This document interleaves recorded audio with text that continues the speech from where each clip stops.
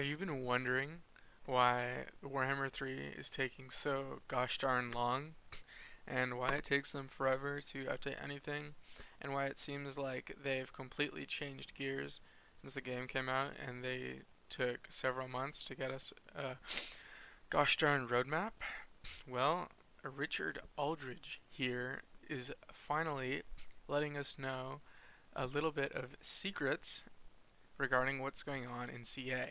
So here's his letter to us. I want to take this opportunity to thank you for your continued support and patience, blah blah blah.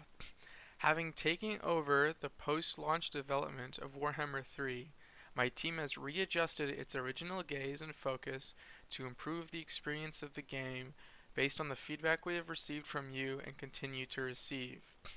But in doing so, this has led to a knock-on effect, and it's basically changing their original plans. This is an important line.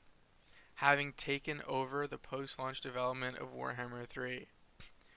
This means that the Warhammer 3 dev team that were building the actual game fucked off after the game launched. And this guy is the DLC game director, which means this guy was probably working on Warriors of Chaos update. This team was probably working on, you know, these free LC like Regiment of Renown packs. And suddenly his team, which is definitely smaller than the main dev team, now has control of the whole game, and the main dev team fucks off, I guess, to go do other things. So now we have a smaller team working on the game. They come in unfamiliar with the development because the actual team that was building the game just switched it over to these guys. So now they have to go into the code, figure out what the heck is going on, and meanwhile we're mad because there's all these mistakes and problems with the game, and these guys are scrambling to fix it, but they're completely unfamiliar with the development and the code and everything, because what they work on is DLC. But it's their job to make these fixes that we want, and so honestly, good job on them for changing gears, because I'm sure they had their own internal roadmap of, oh, we're gonna release this DLC, this DLC, this DLC. These guys are really good at making content. This team was the same team that made Warhammer 2 DLCs, which for the most part were great and excellent, and we're releasing quickly. But now they have to work on all of these like fixes essentially, and I say fixes because there's shit in the game that's just wrong, right? Ranged units don't work.